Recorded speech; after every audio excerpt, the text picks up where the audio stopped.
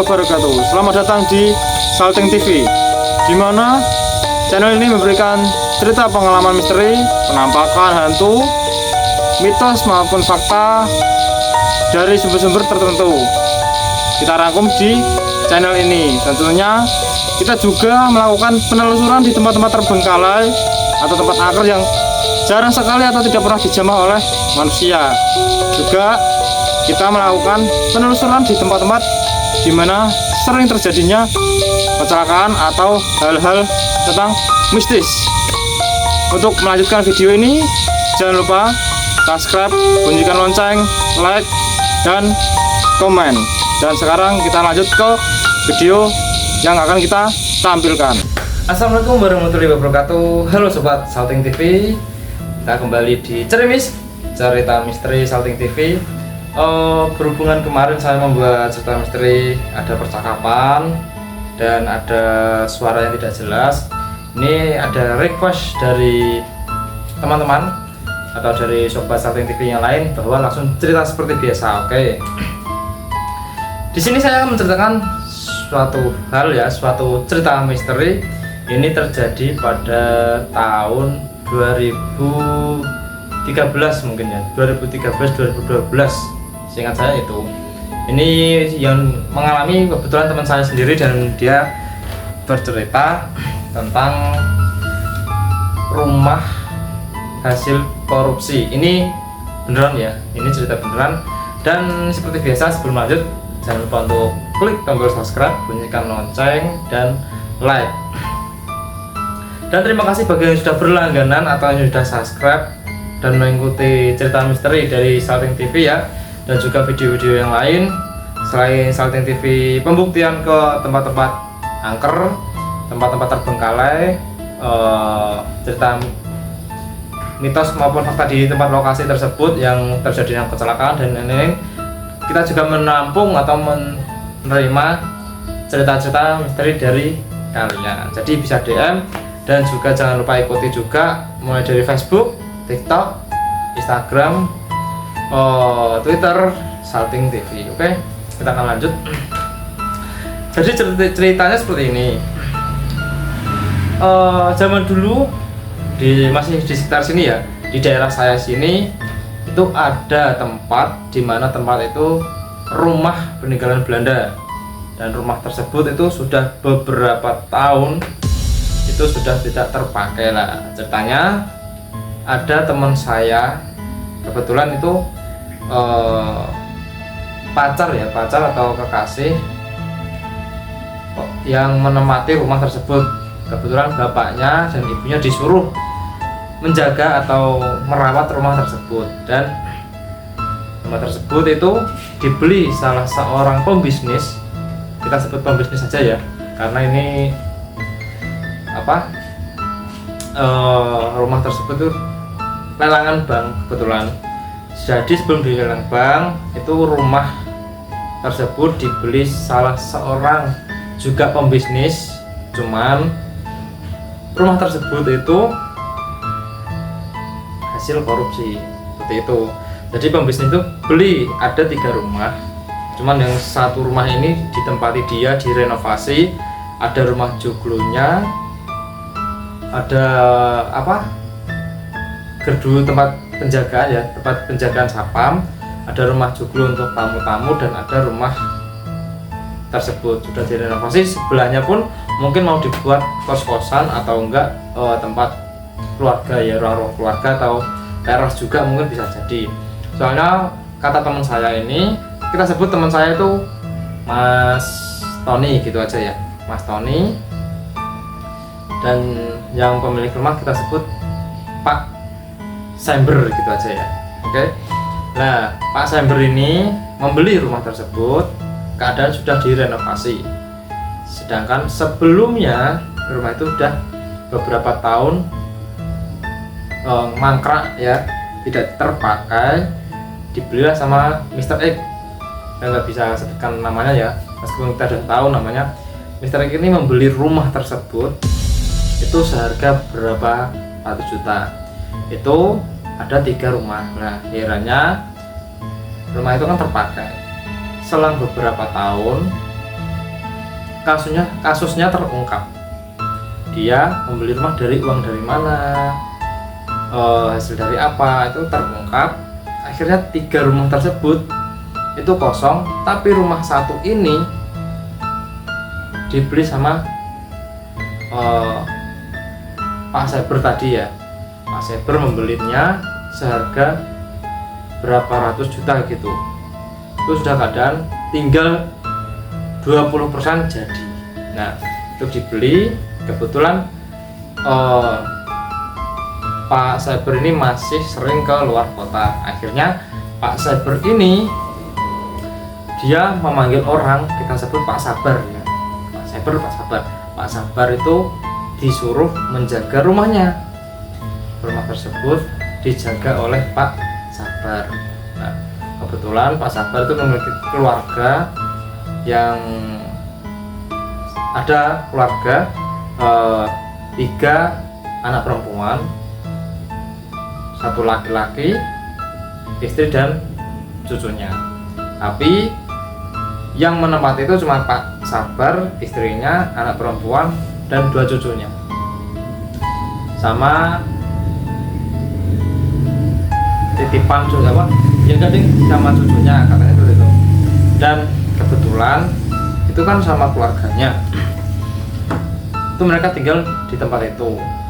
Nah, anehnya sudah ada beberapa bulan menempati itu tidak ada terjadi hal-hal yang tidak diinginkan itu ya. Mungkin sudah terjadi, cuman kebetulan yang teman saya ini kenal sama anak perempuannya yang tadi baru memasuki 1 SMP, sedangkan teman saya itu dulu dulu itu sudah kelas 2 SMP, jadi adik kelasnya itu namanya yang perempuan tuh Citra dan teman saya Tony. Nah, ceritanya singkat cerita itu mereka kenal.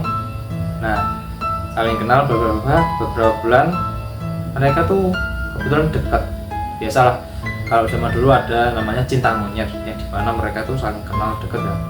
Ini si Ade ini, ini si Tony ini main ke rumah si Citra. Ceritanya begitu. Saat main itu aneh, hal aneh itu terjadi kepada dia soalnya posisi main itu pagi di hari Minggu.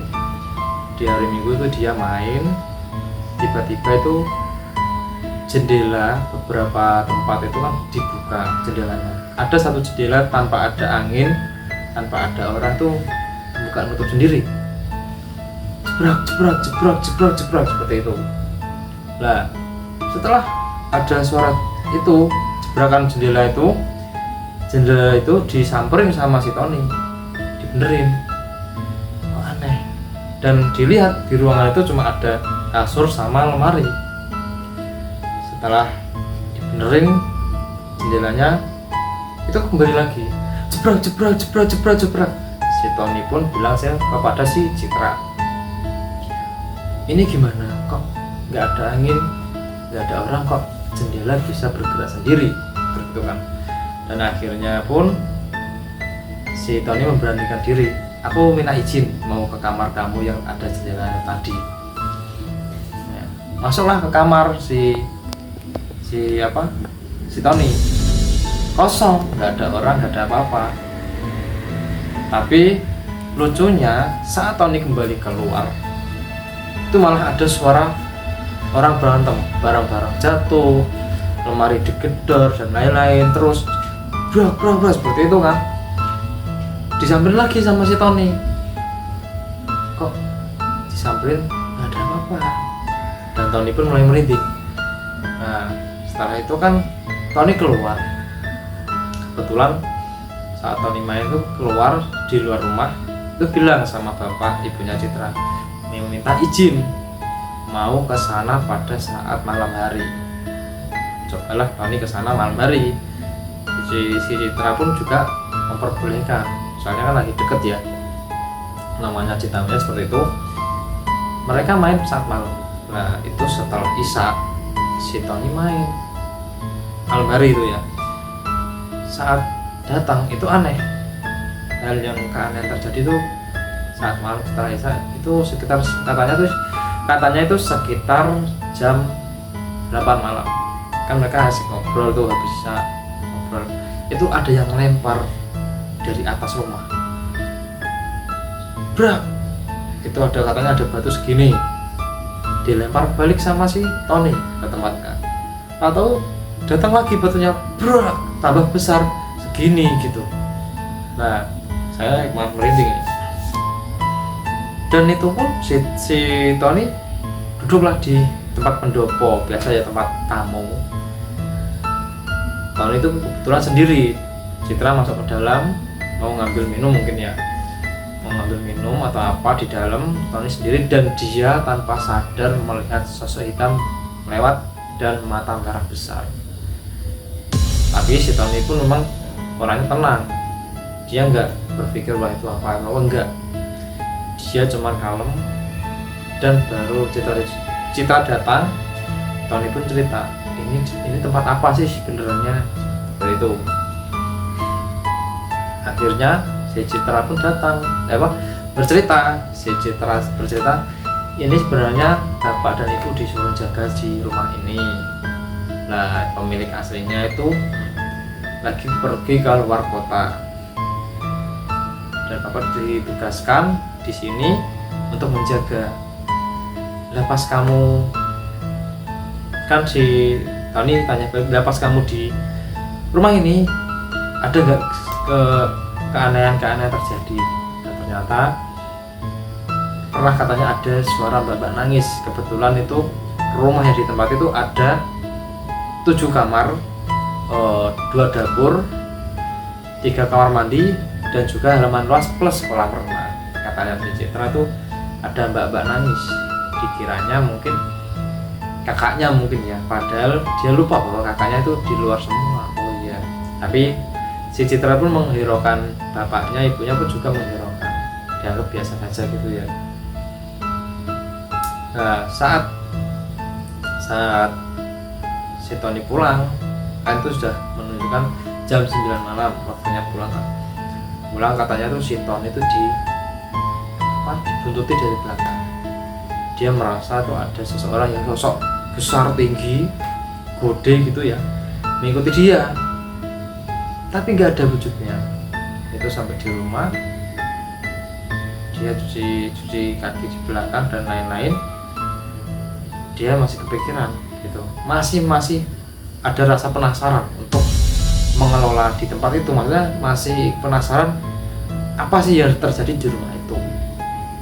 Nah kebetulan hari Minggu datang, kan aktivitas biasa ya, hari Minggu pun datang, jebret si Tony bilang ke Citra, Cit, aku mau main, ini rumah sepi gimana?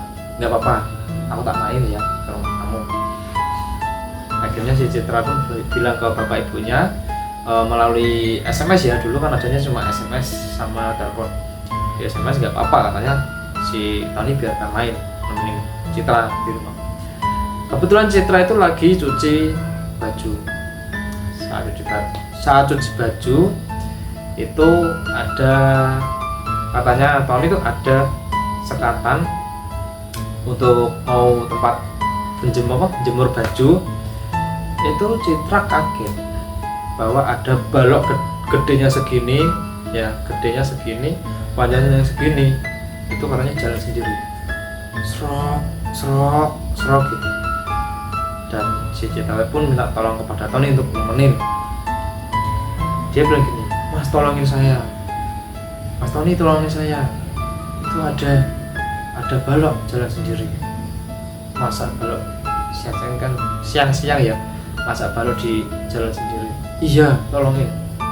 Tony kesana, jemurlah si Citra jemur baju, dan Tony pun menyaksikan sendiri bahwa ada balok itu diseret,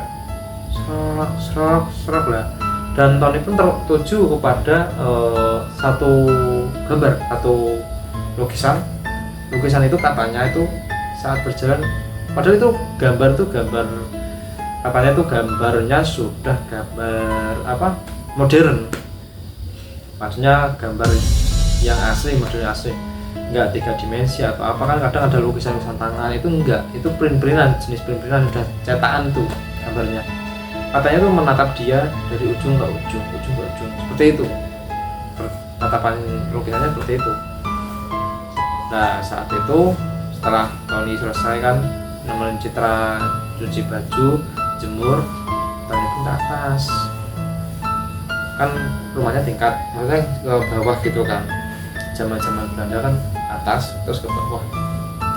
Itu si Tony naik ke atas ke ruang TV, ke ruang melewati ruang TV, melewati tempat-tempat itu kan tempat istirahat lah ininya gitu ya, ruang santai. Lu katanya melihat sosok putih. Sosok putih itu lagi di pojokan seperti mbak-mbak. Nah si Citra dipanggil, Dek tolong ke atas bentar, mama kamu udah pulang belum? Nah itu siapa yang di atas? Masa ada? Dia nggak tahu bahwa ada sosok itu. Saat dilihat kembali sosoknya udah hilang gitu kan. Itu padahal siang, sekitar jam 10 pagi mungkin ya. Setelah itu si Tony dan si Citra pun ngobrol di ruangan tadi pendopo. Dia bilang si Tony, nanti malam tak kesini lagi ya. Masih penasaran apa? Itu ada sosok baju putih, pojokan, cantik, rambutnya panjang. Coba nanti tak kesini malam, mau ngetes. Dan akhirnya pun Citra nggak apa-apa gitu, tapi jangan sampai malam ya. Enggak, mungkin sampai jam 11 malam aja, nggak sampai jam 12 malam. Akhirnya pun nekat, si Tony nekat ke rumah Citra. Itu jam 8 malam. Jam 8 malam main ke rumah Citra sambil ngobrol. Itu belum ada terjadi apa-apa katanya. Dan tepat mau pulang itu ada yang mainin ayunan di dekat kolam renangnya. Kan ada ayunan tuh, ada ayunan dan kolam renang. Itu ada sosok cewek tadi tuh mainin ayunan di kolam renang.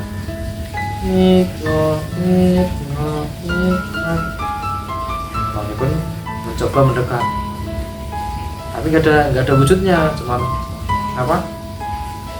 ayunan tadi bergoyang. Tinggallah sama si Tony, malah ketawa katanya itu. Sosoknya itu ketawa, ternyata sosoknya itu ada di atas ayunan tersebut. Si Tony melongo dan akhirnya terpecahkan kan bahwa rumah tersebut memang benar-benar angker. Si Tony besoknya habis pulang sekolah sama si Citra, pulang di rumah Citra, ngobrol dengan bapaknya dan si Citra. Si Tony bilang, Pak, di sini ternyata rumahnya serem ya. Bapaknya pun cerita, bapaknya bertanya, emang kamu dilihatin apa aja gitu kan. Ternyata tadi saya habis melihat waktu main-main kemarin itu melihat beberapa sosok di sini. Tapi saya berani, soalnya kan saya melihat sosok tersebut dengan mata kepala saya sendiri, sedangkan Citra tidak. Citra diganggu dengan balok-balok tersebut. Nah akhirnya kan bapaknya si Citra itu menceritakan pernah terjadi apa aja di rumah itu. Ternyata terungkap bahwa rumah itu adalah rumah hasil korupsi, yang sebelumnya rumah itu adalah rumah Belanda yang ditinggal beberapa tahun, dibeli oleh seorang pebisnis. Dia entah pebisnis apa ya, mungkin bisa apa aja gitu kan, entah atau mau pejabat atau apa. Dibeli 3 rumah, 1, 2, 3 dibeli. Berhubungan rumah tersebut ilegal atau hasil dari korupsi tersebut, disitalah oleh bank. Jadi 3 rumah tersebut disita dan rumah tersebut sepi, kosong beberapa tahun. Datanglah Pak Cyber tadi. Pak Cyber membeli 1 rumah dan sekaligus direnovasi, begitu kan. Berhubungan Pak Sabar masih di luar kota untuk bekerja atau bisnis lain, akhirnya pun dipasrahkan oleh bapaknya si Citra, Pak Sabar kita sebutnya ya. Dan Pak Sabar pun menceritakan bahwa sering waktu pertama memang ada suara-suara, ada orang nangis, ada lempar-lemparan, bahkan ada suara ketawa anak kecil, serta banyak sekali bahkan hewan buas pun ada. Katanya itu ada suara geraman macan juga, seperti itu. Dan si Tony pun kaget, oh jadi seperti itu ya Pak. Dan akhirnya pun terpecahkan bahwa rumah itu sudah hasil rumah gelap dan katanya juga belum dibuat acara tasyukuran. Nah, disitulah tempatnya bahwa apapun yang terjadi itu, rumah baru, rumah bekas ataupun rumah-rumah yang sudah lama tak terpakai baru ditempati orang baru, sebisa mungkin kita harus kasih doa atau tasyukuran ya. Kita soalnya hidup di Pulau Jawa yang dimana masih harus menghargai hal-hal yang tersebut seperti tasyukuran, hal-hal yang lain, soalnya kan kita bersampingan dengan hal gaib tersebut. Nah, jika menurut kalian cerita ini menarik, seram, menakutkan, bisa kalian komen, jangan lupa untuk subscribe ya. Masih ada beberapa pengalaman rumah-rumah tersebut. Sebenarnya rumah tersebut itu dekat rumah saya, jaraknya mungkin sekitar 500 meter itu, cuma rumahnya sudah ditempati sekarang sama yang punya. Dan rumah tersebut sampai sekarang ya masih bisa dibilang angker sih menurut saya ya. Soalnya teman saya itu sudah lost kontak dan mereka sudah berkeluarga masing-masing ya, karena itu masih zaman SMP, masih 2013 yang lalu, yang dimana kita hanya mengenal telepon dan SMS. Nah, main pun ya jarang-jarang mungkin ya, dan itu pun nggak ada seperti sekarang sosial media yang sekarang. Jadi buat kalian jangan lupa untuk subscribe, bunyikan lonceng, like, komen, dan juga jangan lupa follow untuk TikTok, Facebook, Instagram, Twitter, Salting TV. Oke? Terima kasih. Wassalamualaikum warahmatullahi wabarakatuh. Salam satu misteri, salam Salting TV.